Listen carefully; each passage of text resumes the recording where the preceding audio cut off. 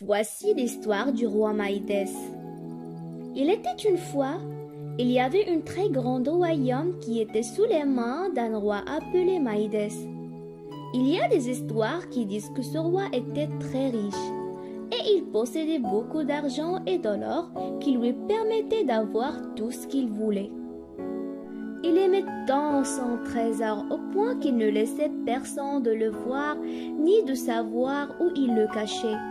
Tout le monde dans la vie demandait où le roi peut cacher cette grande quantité d'or et d'argent sans attirer leur attention. Est-ce que tu peux deviner la place dans laquelle le roi peut cacher son trésor? La vérité, j'ai aucune idée. Je ne sais pas vraiment comment le roi a réussi de garder son trésor loin des yeux de tout le monde. Ce que les gens ne savaient pas, c'est que le roi Maïdès cachait son trésor dans la cave de son palais. Il avait l'habitude de s'assurer de la quantité de l'or et de l'argent qu'il possédait chaque nuit. Et la reine l'accompagnait. Cette dernière était surprise de ce qu'il fit et elle se moquait toujours de son habitude.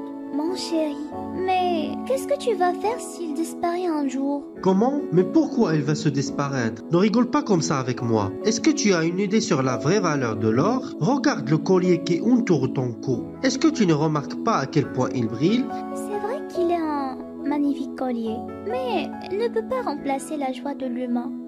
La joie, c'est de l'or. Tu ne comprends rien. Il n'y a rien dans tout le monde entier qui peut remplacer sa vraie valeur. La reine n'était pas d'accord avec lui, mais elle savait très bien que le conseil ne va jamais changer son point de vue. L'amour du roi envers son trésor s'agrandissait jour après jour, au point qu'il décida de nommer sa fille par Or. Le roi aimait tant sa fille Or. Elle aussi, elle partageait cet amour avec lui. Or avait des yeux qui voyaient la beauté partout. Mon père, regarde à quel point ces fleurs sont magnifiques. Regarde ces magnifiques gouttes de roses sur les pétales de rose. Vraiment, je passe avec toi une très belle journée, mon père. Ces arbres et ces fleurs ne vont jamais être magnifiques comme l'or. Tu vas comprendre ça lorsque tu seras grande. La petite princesse Or était semblable à sa maman. Les deux n'avaient jamais compris comment le roi préférait son trésor plus que toute autre chose. Jour après jour, le roi commençait à passer la plupart de son temps avec le trésor. Il le comptait pas mal de fois par jour. Un jour, les gardes accompagnèrent un homme étranger vers la salle du roi. Cet homme portait des vêtements usagés et le roi remarqua qu'il marchait pieds nus. C'est qui cet homme-là?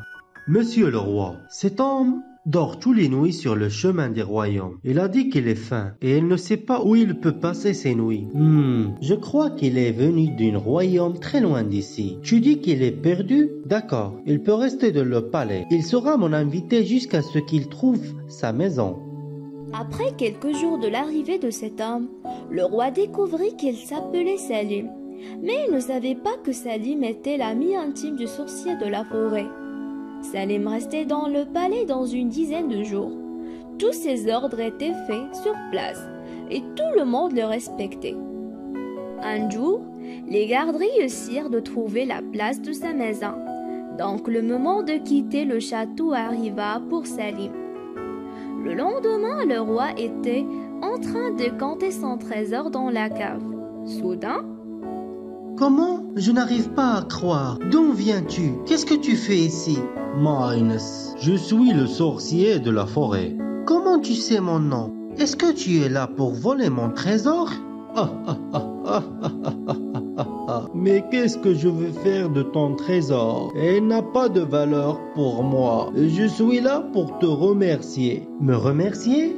Pourquoi? Je n'ai rien fait pour toi. Céline est mon ami intime. Je sais que tu as pris soin de lui. Je suis vraiment impressionné par la façon avec laquelle tu l'as accueilli. C'est pourquoi je suis là. Je peux réaliser n'importe quel vœu tu souhaites. Alors, dis-moi, qu'est-ce que tu souhaites? le roi Maïdès était incapable d'accepter ce qu'il avait entendu. Est-ce que c'est vrai qu'il peut demander tout ce qu'il souhaite? C'est vraiment incroyable. Le roi pensa un peu après et il décida ce qu'il demanderait. Je veux un bateau plein de l'or. Non, attends. Je veux un château plein de l'or. Non, c'est pas ça. Attends un moment. Je sais que ce qu'il va me rendre heureux. Je veux avoir la touche d'or. Je veux avoir la capacité de rendre tout ce que je touche en or. Ton souhait va se réaliser demain avec le lever du soleil. Mais n'oublie pas que l'or ne veut jamais te rendre heureux. L'or n'achète pas la joie de l'humain. Mais comment une personne comme toi va connaître la vraie valeur de l'or? Je vais être l'homme le plus riche du monde et aussi le plus heureux. Maïdès était incapable de dormir cette nuit-là. Elle attendait le lever du soleil du jour suivant. Et voilà la nouvelle journée. Maïdès était très excité pour s'assurer si son souhait s'était réalisé. Il commençait alors de toucher tout ce qu'il voyait sur son chemin. Dès maintenant, je ne serai pas cansé de cacher mon trésor. Je vais rendre tout mon palais en or. Je ferai briller tout le palais. Maïdès commençait à toucher tous les côtés et tous les endroits du palais, en les rendant tous en or. Après, il se dirigea vers la forêt, et il touchait tous les arbres dedans. Oh, c'est vrai que toutes les choses se transforment en or. Maintenant, je dois rendre tout mon palais en or aussi. Mais tout d'abord, je dois manger quelque chose. J'ai vraiment faim. Maïdès décida de se diriger vers son palais pour manger son repas de déjeuner. Il trouvait une table dans la salle à manger qui contenait des plats délicieux. Oh, quel délicieux plat. J'ai hâte de les manger. Oh, comment? Où est-il l'eau? J'ai vraiment soif. Hein? Qu'est-ce qui se passe? Maïdès était vraiment choqué de ce qui se passait. Totalement bloqué car il n'arrivait pas de croire de ce qu'il était en train de voir. Il commençait encore une fois de toucher tout ce qui était sur la table. Et malheureusement, ils se transformèrent tous en or. Qu'est-ce que je vais manger maintenant? J'ai soif. Qu'est-ce que je vais boire? L'or n'est pas mangeable. Est-ce qu'un roi connu par sa richesse va mourir de faim? Maïdès était triste en regardant la table qui était pleine d'or. Soudain, il voyait sa fille Or se dirigea vers lui. Et avant de se rappeler que son souhait s'était réalisé, il toucha sa fille Or. Oh non, ma petite Or.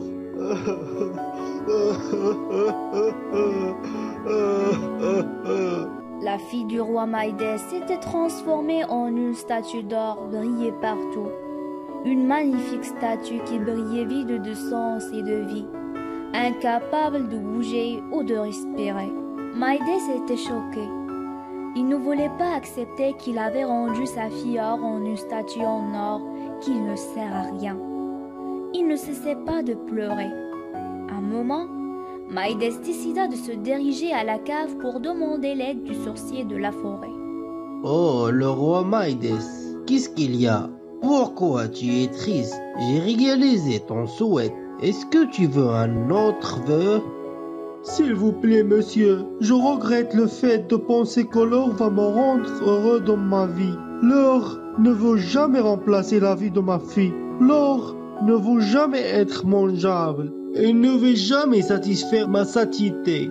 Ce qui est important pour moi maintenant, c'est ma fille. L'or ne va jamais remplacer son sourire et sa vie qui compte très cher pour moi. S'il vous plaît, monsieur, je veux sacrifier de tout mon or pour revoir ma fille une autre fois. J'ai appris la leçon. L'or est incapable de remplacer la joie de l'humain. Le roi Maïdès, tu as vraiment appris une très importante leçon de la vie. L'or n'a aucune valeur face à l'amour. L'amour qu'on partage avec les personnes qui nous entourent. Dans la vie, il n'est pas quelque chose qui peut remplacer notre famille et notre amour envers elle. Voici un antidote. Tu peux utiliser juste quelques gouttes sur tout ce que tu as rendu en or. Le roi se dépêcha vers la salle à manger en portant l'antidote. Il versa quelques gouttes sur sa statue. La petite princesse Or se transforma sur place en sa nature. Grâce à l'antidote du sorcier, Or avait récupéré sa vie une autre fois. Mon père, qu'est-ce qui s'est passé ici? Rien, ma fille. Ne t'inquiétez pas. Tout ira pour le mieux. Le roi Maïdès commençait à verser les gouttes de l'antidote partout. Il en avait marre de l'or qui l'entoure dans tous les endroits. Il se dirigea vers la forêt avec sa fille. Il continuait le fait de verser les gouttes de l'antidote sur les arbres et les plants et les herbes. Et pour la première fois dans sa vie, le roi Maïdès remarqua le vrai charme de la forêt. Ma petite Or, regarde les fleurs, elles sont vraiment magnifiques.